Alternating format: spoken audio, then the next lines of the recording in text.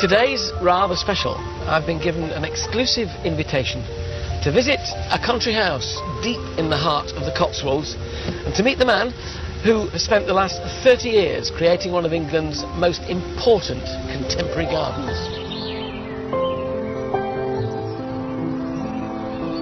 This is an estate of incomparable beauty and purity of purpose. A beacon for all things organic. It's also the passion project of arguably the best royal gardener in history. This is Highgrove House, home to the Prince of Wales, his sanctuary and the outlet for all his gardening aspirations.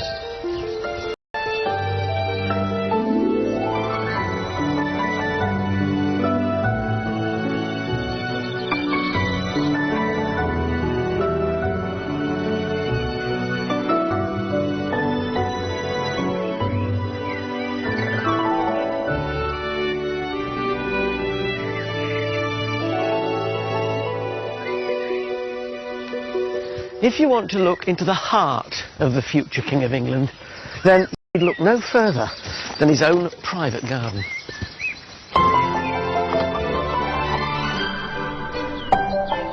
It's a rare royal invitation. Never before has the Prince given up so much of his time to tell the story of Highgrove. I love it. To me, it's almost like an exhibition. I want to know why these gardens became an organic rallying cry and find out what it's been like to deal with decades of criticism. Bewildered, frankly, as if he were doing something positively evil. Above all, what does this sanctuary and private home mean to the man who will be king? Everything I've done here, it's almost like your children, really. Every tree, everything has a meaning and belonging, really.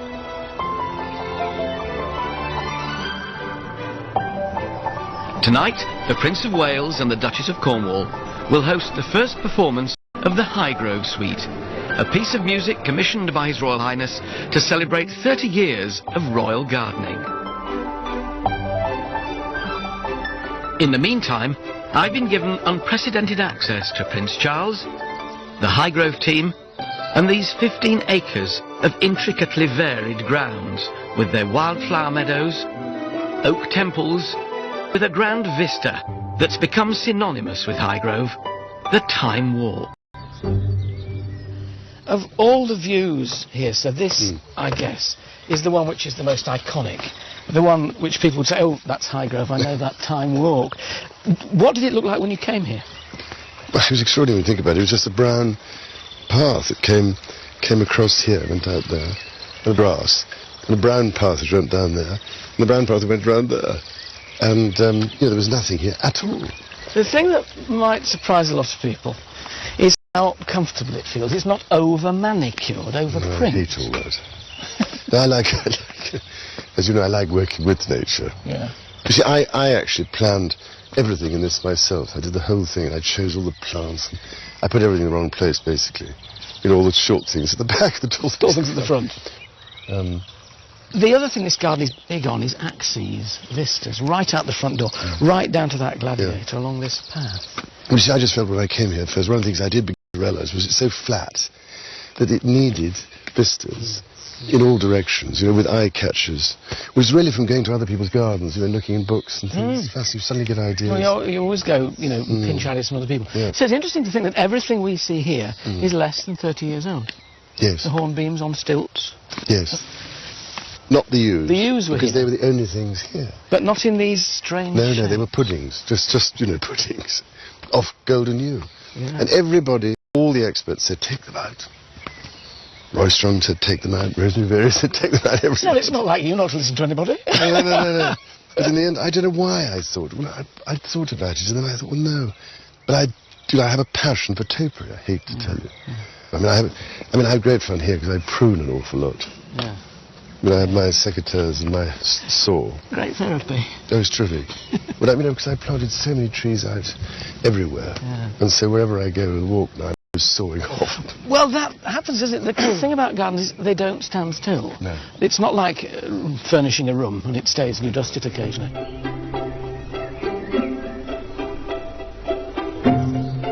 Highgrove is the family home of the Prince, the Duchess of Cornwall and Princes William and Harry.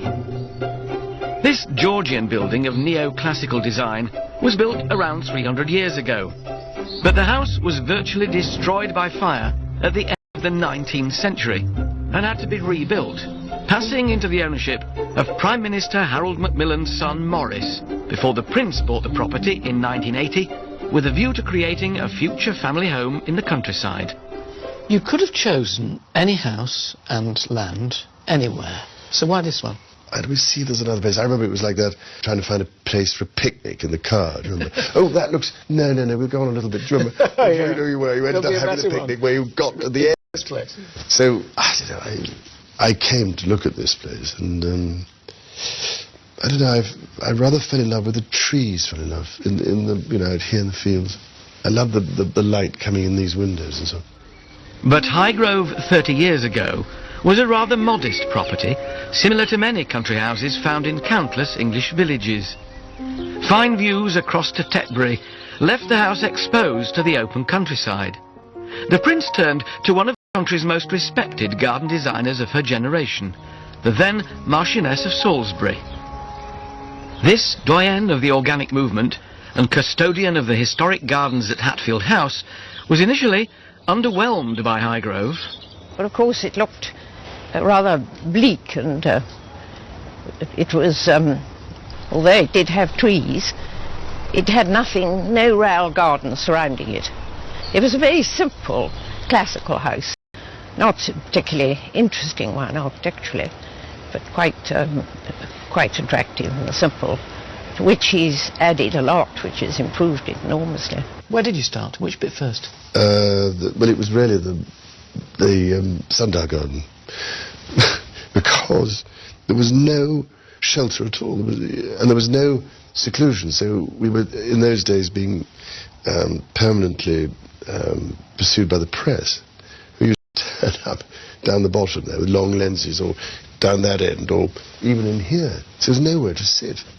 And so it seemed to me the most important thing was to give him this privacy by planting hedges, high hedges, and possibly a gateway in particular. Today, the hedges may have fenced out the paparazzi, but there's an irony here. Now, more people get to see Highgrove than ever before. Last year, His Royal Highness shared the grounds with 34,000 visitors.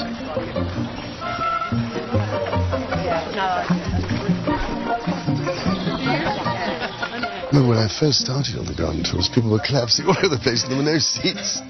So I felt we must put them in, and this was a present from the Hereford Cathedral stonemason. Oh, lovely. Well, ladies of the WI of Limpsfield, welcome very much to Highgrove. It's very nice to see you here today.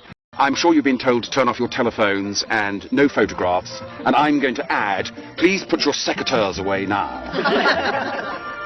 Organised tours raise revenue for the Prince's charities, and the paying public gains access. They see all of the garden. There's not a bit that is kept private. They see it all. They walk very close to the house, and most people are really impressed that they actually get really close to the front door and really close to the windows in the sundial garden. So they have a very sort of intimate relationship with the house and the garden in the time that they're here.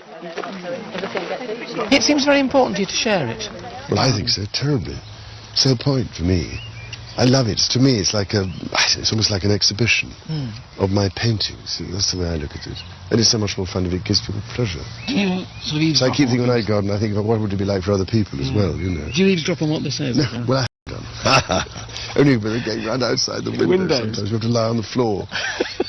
It could be a mishmash, but it seems to work somehow. You see, we come from Surrey, where there are all these stately homes with formal gardens, with regimented trees and flower beds, and here it's all natural. Natural gardens. It's well, real life instead of artificial. It's very artistic. You can see all his the Prince's artistic feelings. about the garden. It's lovely. Yes. So, was the interest in gardening always there, or was there a kind of moment where you suddenly thought, I really like this? I think it was always there, really. Although I never did it much, except as a child. We were allowed a little plot back in Palace, sort of back of the border, growing vegetables and things, my sister and I. But it's not until you have somewhere, obviously, of your own, then it becomes more possible, I think. And then I really was interested, because I wanted to make it more interesting. And I think the thing about this place was that, as I've said often, it was a blank canvas.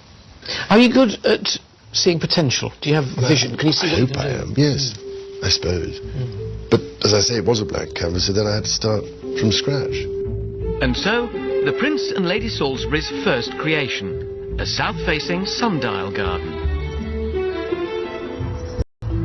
Wrought iron gates came from a reclamation yard. In the windows of formerly cut yew hedges, busts of His Royal Highness, donated by sculptors and their patrons. Originally designed as a secluded and scented rose garden, these formal beds have evolved into an intricately controlled season-to-season floral display. In the spring, hundreds of scarlet and purple tulips, making way over the summer for wisteria, lupins and sweet peas.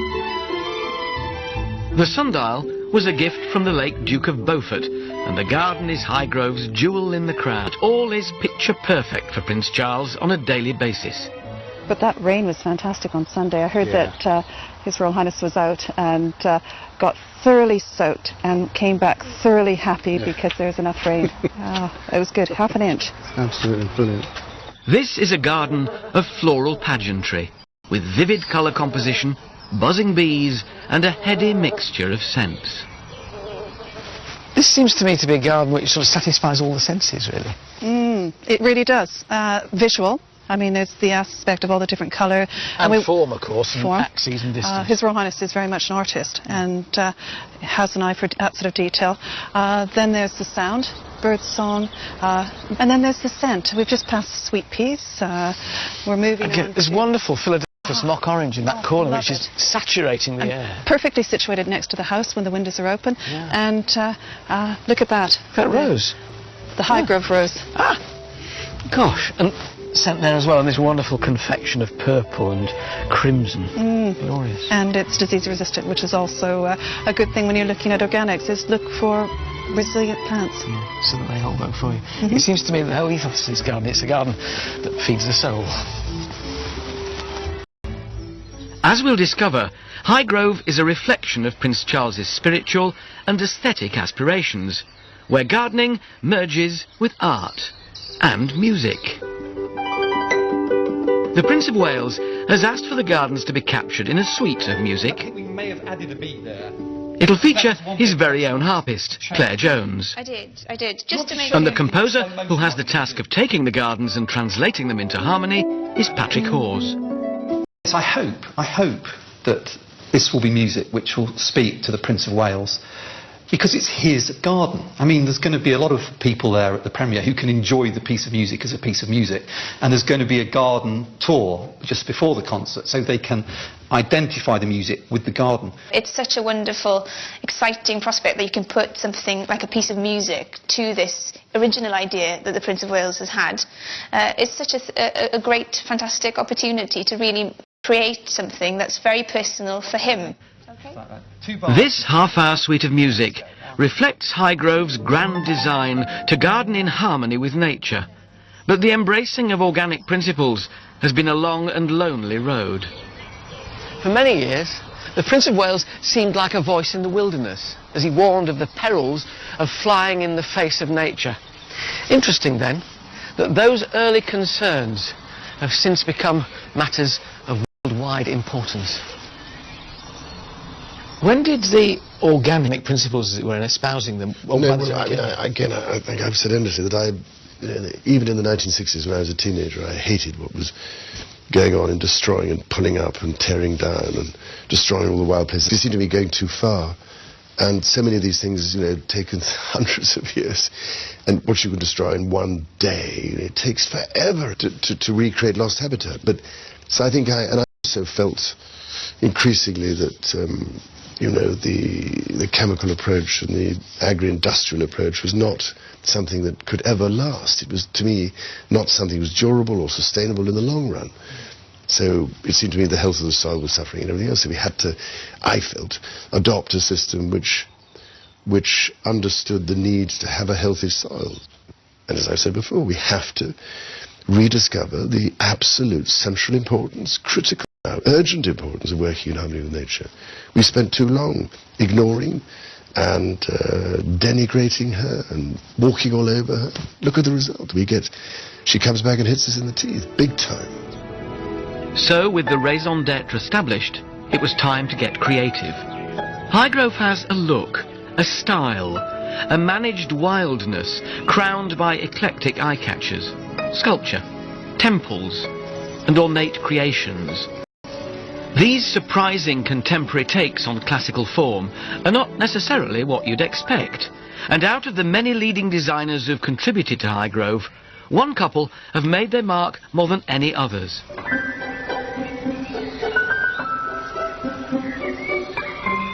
Julian and Isabel Bannerman view their garden at Hannam Court as a giant laboratory for their award-winning ideas. They use built structures, water, woodland and the wider landscape to create a deeply romantic, scented experience. I mean, we were there at sort of very beginning at Highgrove, and it was sort of great fun. It was the beginning of the sort of organic time, even though he had great thoughts about it, and it was a sort of heroic moment for him to be organic then. Now everybody accepts it, but it was a sort of very lost thing, and he kept at it and at it and at it, and I mean, even I was sort of slightly, not cynical, that's a bad word, I hate cynicism, but sort of doubtful of how you could garden this quite complicated garden, like time walks, without sort of resisting at midnight to putting a bit of spray on the couch grass creeping through. But I mean, he really has achieved it, and all the things that sounded rather boring, he ended up by being heroic about it. It sort of became exciting, didn't it? You clearly enjoy working with the Bannermans. There's a lot of their work about, and the stumpery and those temples with the driftwood sort of timpani at the top. Oh, they are wonderful ideas, I think. I mean, just that fountain in the middle of the stumpery, you know, with the bits of stone I had, and then the gunner on the top. That was the, I think, sheer touch of genius. Did you ever worry when things like that are going on? Is this going to work or not? Yeah. But Julian is wonderful because he's always saying, "Oh, it'd be such fun to do this," you know. And I said, "Well, Julian, yes, another idea. You have to pin him down." But they're both terrific, and their own garden is just magical. I mean, he had a job. I mean, he'd be probably running a garden design company too. So he's got his ideas, definitely. Millions of ideas. He's a very good head of a firm. I suppose that's where everybody at Highgrove calls him the boss in the garden, instead of my word, principe. But he's very good at gathering really good people around him and getting the best out of them and working with them. His Royal Highness and the Bannermans have created what many regard as the signature garden at Highgrove. The Stumpery is a striking prehistoric land of upturned tree stumps, gunnera, prickly rhubarb, hellebores, fountains and temples of seclusion. Gigantic sweet chestnut roots carefully jumbled to create convenient luscious pockets for ferns. And all a stage for a national collection of large leaf hostas, a particular passion of the Prince, thriving in shady glade. The Stumpery is like a lost world, revealing itself through twist and turn. The concept of garden rooms is quite well established, but the lovely thing about Highgrove is that you move from one garden room to another quite imperceptibly, and suddenly here you are, having come through the Stumpery arch, in front of a temple made out of green oak, and the tympanum up there full of driftwood-type branches, and in the back a Prince of Wales feathers saying, "Greetings from Sierra Leone." I suppose this is quite a useful place in which to display gifts from all corners of the world. The Prince has a team of 12 gardeners, and they each have responsibility for a specific garden area. Andrew Tolman has looked after the Stumpery for the last 8 years. The Stumpery is kind of an iconic garden, really. It's just a reinvention of a Victorian idea. but this sort of stunning reuse of what is a redundant material of tree stumps to make a fantastic wildlife reserve, really. I think this garden is really kind of his stamp on the garden world, really. I mean, this is truly unique. I mean, there isn't anything like this in the rest of the garden world, and I think a lot of people that come to Highgrove come to see the stumpery, and I think, to me, it just represents that kind.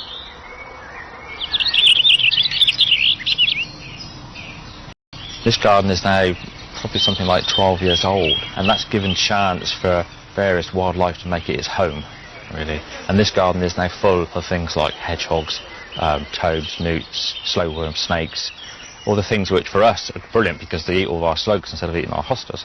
But they provide that kind of natural balance, and which is what we're really after.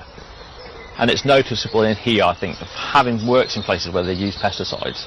The big difference in this is the sheer amount of wildlife, and the sheer amount of bird song is just absolutely phenomenal. I've never worked in a place with the amount of bird song.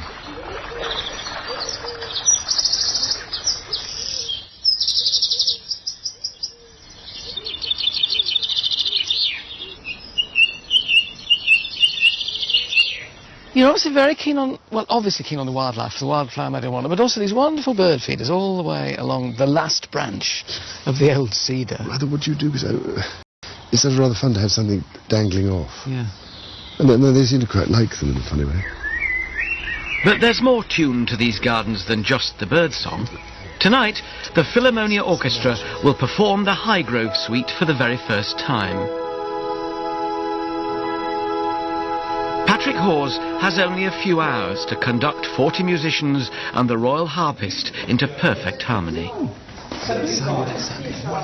The orchard room was built specifically to host visitors, organisations and the Prince's charitable events and concerts. Well done, that's terrific stuff. Yeah. Did you recognise that as the Gladiator? Well, getting there. It's very ethereal. We're standing outside and it's just drifting through the open doors. It's lovely. Because the great thing in here, the acoustics are not bad, are they? They're not bad at all. Actually, they're good for the size of string orchestra we have. It just kind of keeps it, stops it becoming too boomy. Exactly. The suite is inspired by precise areas within the gardens, which is the stumpery and the wildflower meadow. You're following a great tradition, the likes of Vaughan Williams, Lark Ascending, you know, Countryside, Delius, Walks to Paradise Garden. Yeah. Well, look, Beethoven's Pastoral Symphony. Countryside moves people, and it seems to me it can only make you write optimistic music. Well, absolutely, because what is there that's unoptimistic about it? It's a constant promise and a constant harvesting of something beautiful. What of the Prince of Wales, in a way, and his whole sort of gardening ethos, do you think comes through, or what do you want to come through in your music? Well, I can answer that in one word, and that's harmony. Because I know that's an important word for the Prince of Wales, not only in terms of gardening, but in all the arts. And you can see here the way the meadow works in harmony with nature. And so that's what and enhance what this wonderful place tries to say. Nothing encapsulates gardening in harmony with nature, managed wildness, more than the wildflower meadow. A wide variety of species that all take their turn from spring to summer. Natives such as cowslips, buttercups and orchids are augmented with exotic alliums, tulips and camasias, peaking in May with different tones of purple and blue. You'd think that by its nature, a wildflower meadow could be left to do its own thing, but nothing could be further from the truth. Now, people walking through here would say, what a wonderful, natural wildflower meadow. They would, wouldn't they? They would. But it's not like that. It wasn't like this when His Royal Highness bought the property 30 years ago. So what was it like? It was a meadow, but it was pretty devoid of any sort of wildflowers. It had chemicals used on it, so it was really not very species rich. And this is something that His Royal Highness wanted to create, something that he reminisced of what he saw in the 1950s, 60s, and had been lost in this country, and he wanted to recreate it. When you look at it now, it is the most vibrant carpet of so many different species. We've got little self-field down there, we've got masses of buttercups, marguerites, moon daisies, orchids over there, coming up like little purple candelabra. The secret then of getting a meadow like this is what? It's absolutely the opposite of what we need to do in the garden.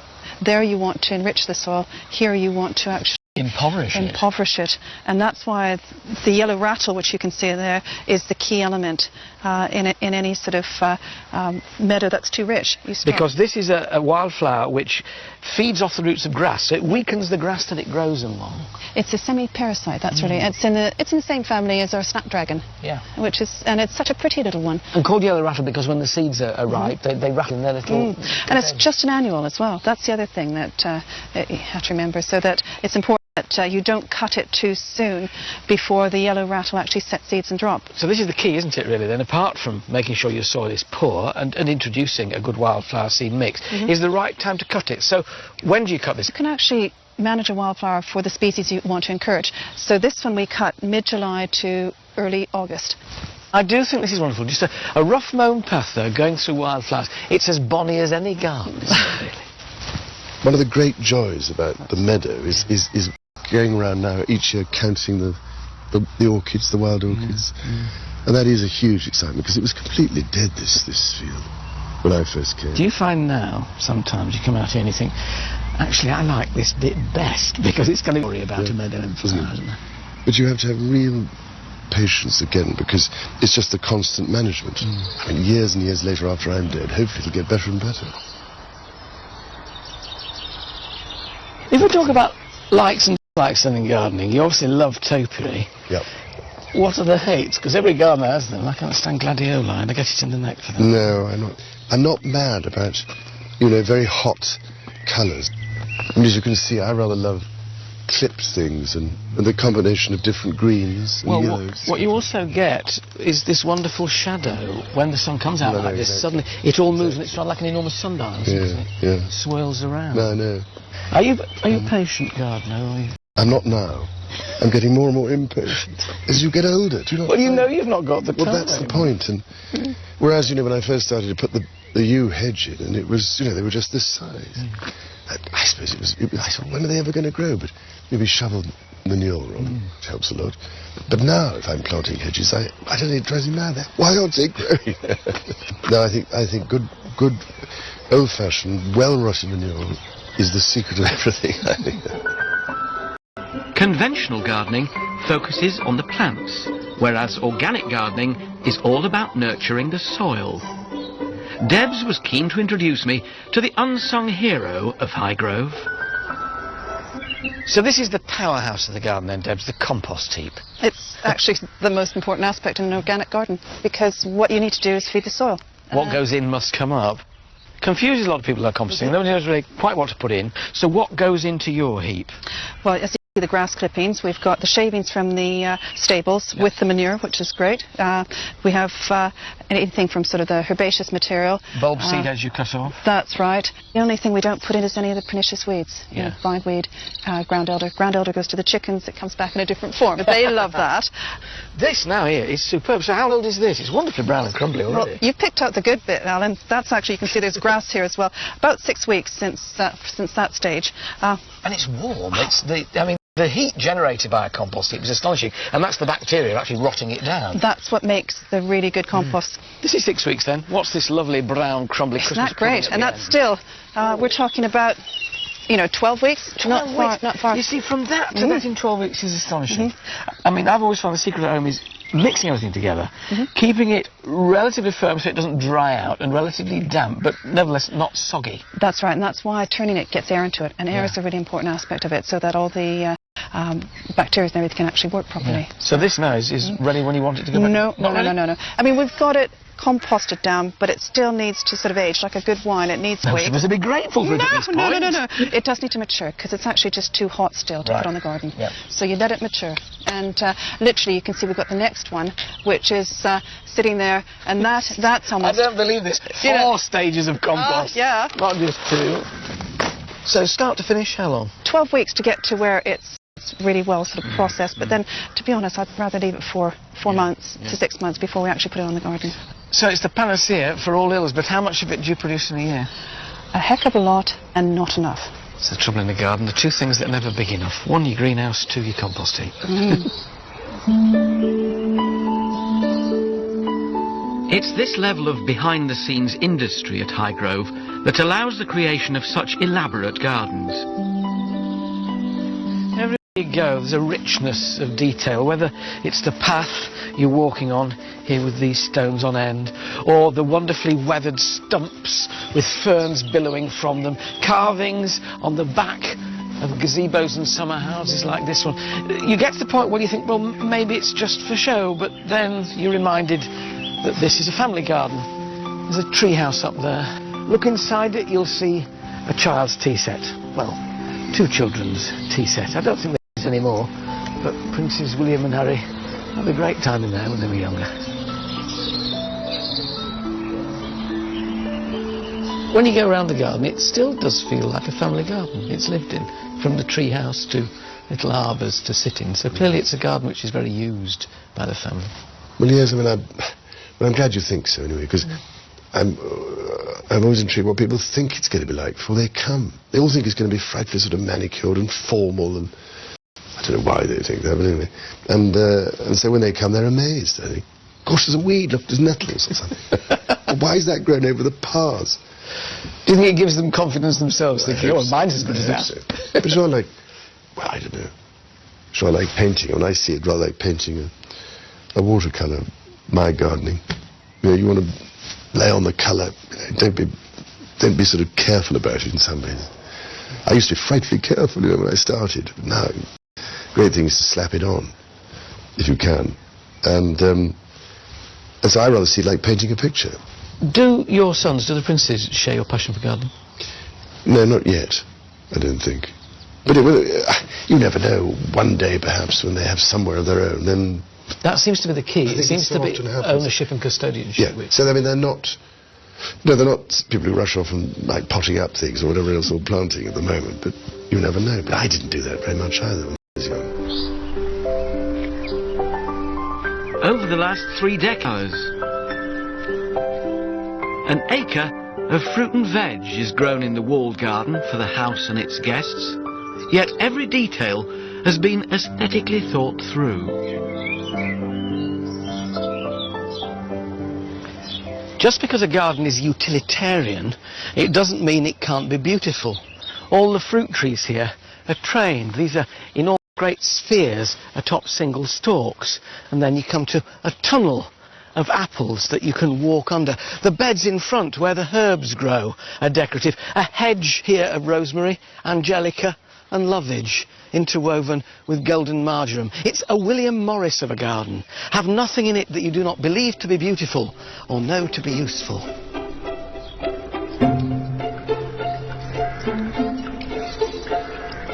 Now, people always say it's all right having an organic garden in a flower garden, but the place where you're really tested as an organic gardener is in the kitchen garden, because it's here that, you know, pests are most troublesome, if you like, pests and diseases. What are the secrets then, do you think, Deb, of having a good organic kitchen garden? Well, you feed the soil so that you have the plants are as healthy as they can be, so that they can resist disease. That's one element. And you can see the muck that we've got in here, well-rotted farmyard manure. And the great thing about, of course, when you get all that muck in there is it helps hold on to moisture, because they need to grow evenly without being checked. That's right.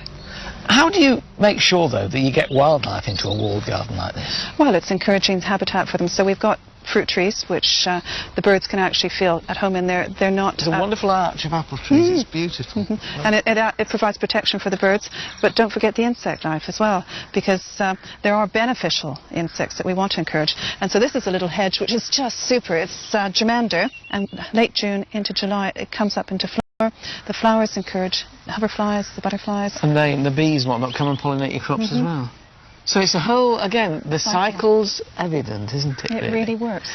What do you do, looking at these spuds here, with things like potato blight, which, you know, when a certain amount of atmospheric humidity occurs, your potatoes are going to get blight. How do you deal with that when you're organic? It's making sure you keep an eye on everything, and as soon as you see blight, you cut down the foliage. You don't want it to go down and through the tubers, and so literally getting the foliage down as soon as you see any form of blight. So is it what you call active management? Active management. The organic produce from the estate is now an internationally recognised brand, established against the odds of mainstream thinking. It's easy to forget now, because organic growing is so popular, just how unusual and offbeat it was 25, 30 years ago. Well, you had to put up with all the unbelievable stuff. That you were going backwards and it was irrelevant and it wouldn't work and all this stuff. Royal miles before his time. And when he first started doing the organic and the landscape, I mean, I think everybody thought he was poshy, and I used to feel very sorry for him and annoyed.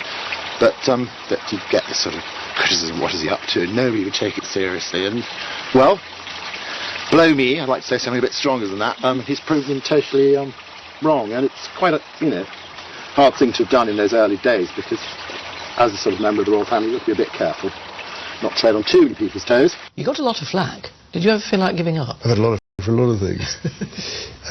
But it's only funny how it goes round.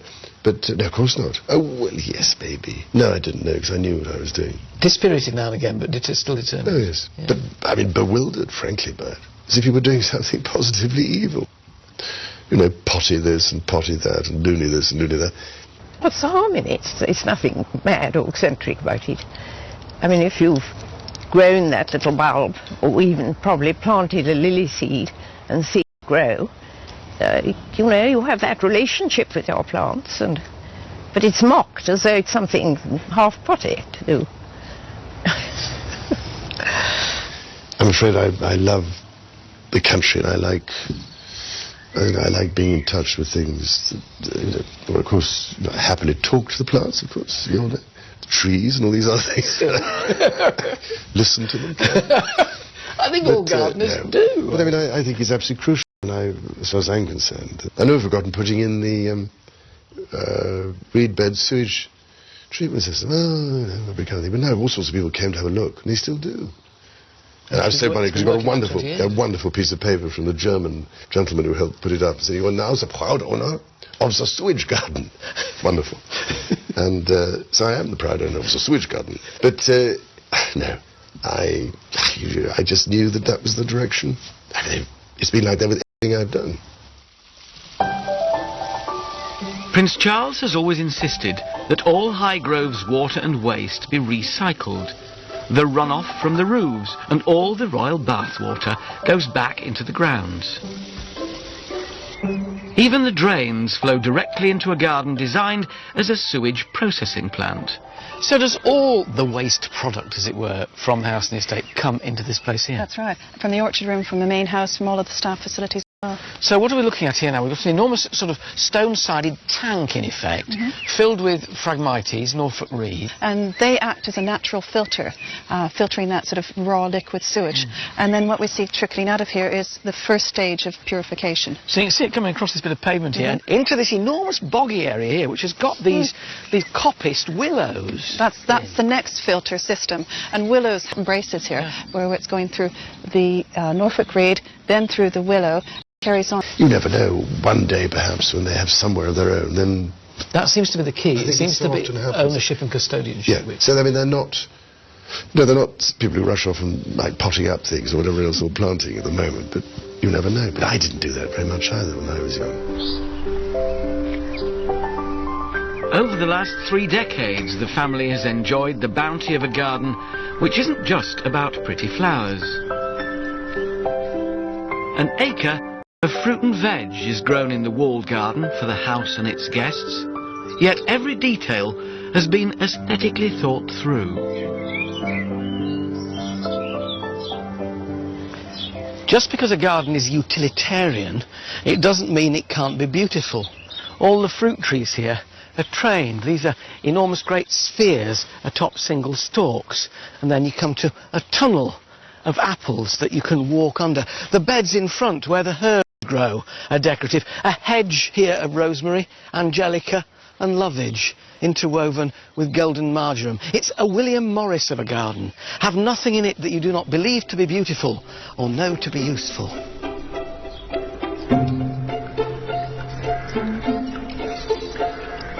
Now, people always say it's all right having an organic garden in a flower garden, but the place where you're really tested as an organic gardener is in the kitchen garden, because it's here that, pests are most troublesome, if you like, pests and diseases. What are the secrets, then, do you think, Deb, of having a good organic kitchen garden? Well, you feed the soil so that you have the plants are as healthy as they can be, so that they can resist disease. That's one element. And you can see the muck that we've got in here, well-rotted farmyard manure. And the great thing about, of course, when you get all that muck in there, is it helps hold on to moisture, because they need to grow evenly without being checked. That's right. How do you make sure, though, that you get wildlife into a walled garden like this? Well, it's encouraging habitat for them. So we've got fruit trees, which the birds can actually feel at home in. They're not... There's a wonderful arch of apple trees. It's beautiful. And it provides protection for the birds, but don't forget the insect life as well, because there are beneficial insects that we want to encourage. And so this is a little hedge which is just super. It's germander, and late June into July it comes up into flower. The flowers encourage the hoverflies, the butterflies. And the bees and whatnot come and pollinate your crops as well. So it's a whole, again, the cycles, everything, isn't it? It really works. What do you do, looking at these spuds here, with things like potato blight, which, you know, when a certain amount of atmospheric humidity occurs, your potatoes are going to get blight. How do you deal with that when you're organic? It's making sure you keep an eye on everything, and as soon as you see blight, you cut down the foliage. You don't want it to go down and through the tubers, and so literally getting the foliage down as soon as you see any... From the estate is now an internationally recognised brand, established against the odds of mainstream thinking. It's easy to forget now, because organic growing is so popular, just how unusual and offbeat it was 25, 30 years ago. Well, you had to put up with all the unbelievable stuff. That you were going backwards and it was irrelevant and it wouldn't work and all this stuff. Royal support for the organic cause provided acres of copy for the press. He was miles before his time. And when we first started doing the organic and the landscape, I mean, I think everybody thought he was poshy, and I used to feel very sorry for him and annoyed. But they get this sort of criticism, what is he up to? And nobody would take it seriously. And, well, below me, I'd like to say something a bit stronger than that, he's proved them totally wrong. And it's quite a, hard thing to have done in those early days, because as a sort of member of the royal family, you have to be a bit careful, not tread on too many people's toes. You got a lot of flack. Did you ever feel like giving up? I've had a lot of flack for a lot of things. But it's only funny how it goes round. But no, of course not. Oh, well, yes, maybe. No, I didn't know, because I knew what I was doing. Dispirited now and again, but still determined. Oh, yes. Yeah. But, I mean, bewildered, frankly, by it. As if you were doing something positively evil. You know, potty this and potty that, and loony this and loony that. What's the harm in it? It's nothing mad or eccentric about it. I mean, if you've grown that little bulb, or even probably planted a lily seed and seen it grow, you have that relationship with your plants, but it's mocked as though it's something half potty to do.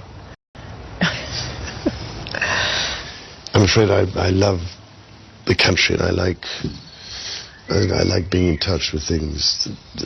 Well, of course, I happily talk to the plants, of course, the trees and all these other things. Listen to them.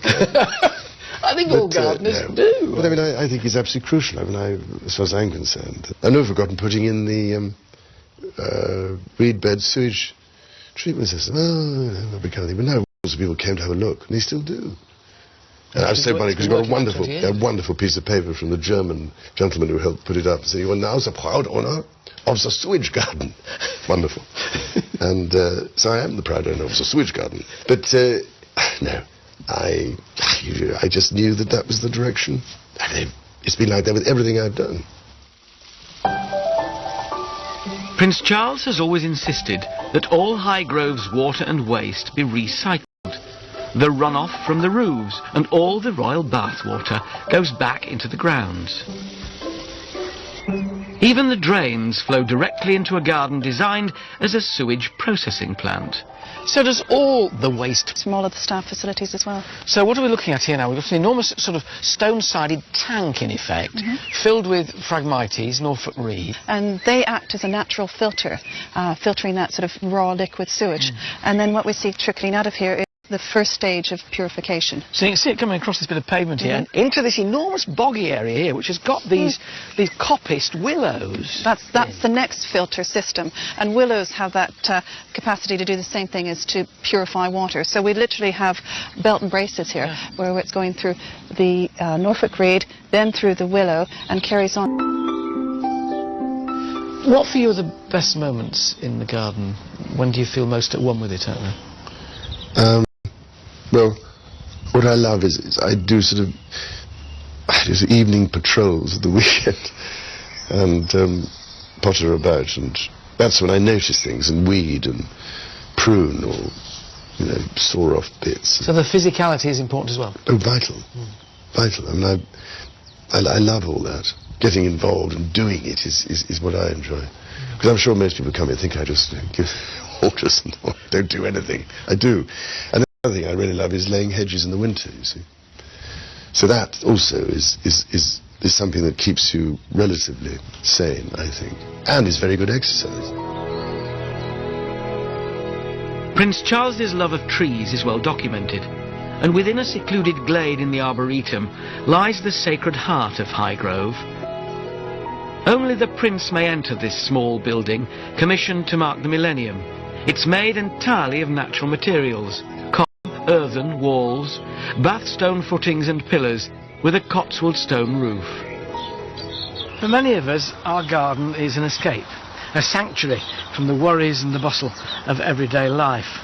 So too is the Prince of Wales's garden, but within this larger sanctuary is a smaller one called the Sanctuary.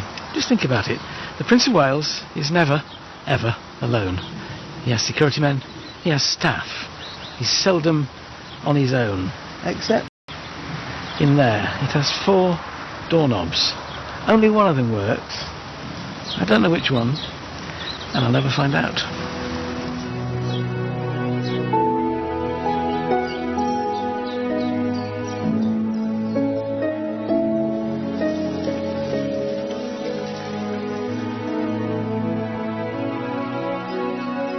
The main thing about this garden is the fact that it's a quiet area, it's a reflective area, it's a place of contemplation. It's kind of a wondrous garden, really. It's almost a garden of kind of mystique.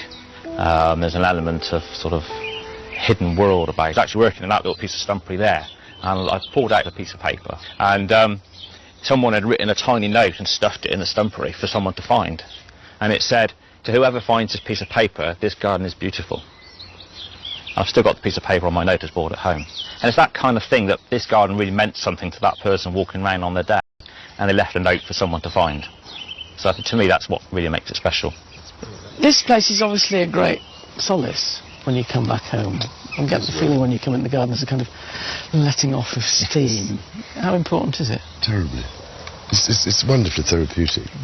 And particularly that thing coming back after a week usually, and seeing the difference.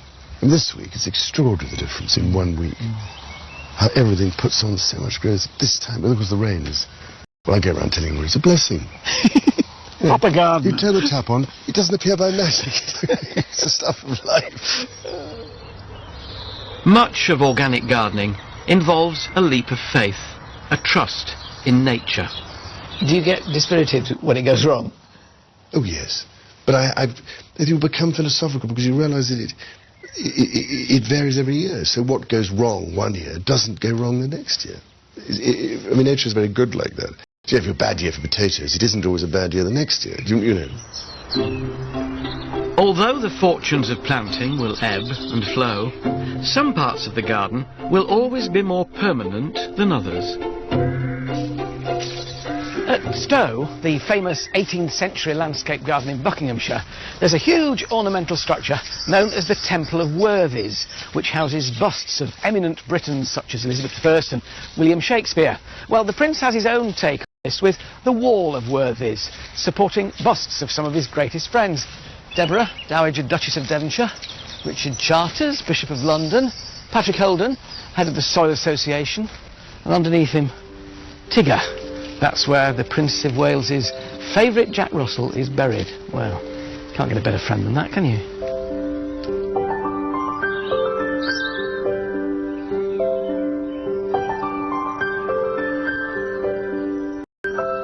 And so this royal tour of a private family garden with a public face is almost at an end.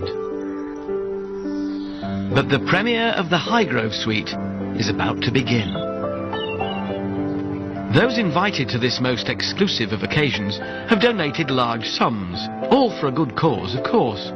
Most events at Highgrove are to raise money for charity, and tonight's performance will help disadvantaged children. Prince's Foundation for Children and the Arts. Confident, relaxed, and just want to deliver. Absolutely. I mean, we have one of the finest orchestras in the world.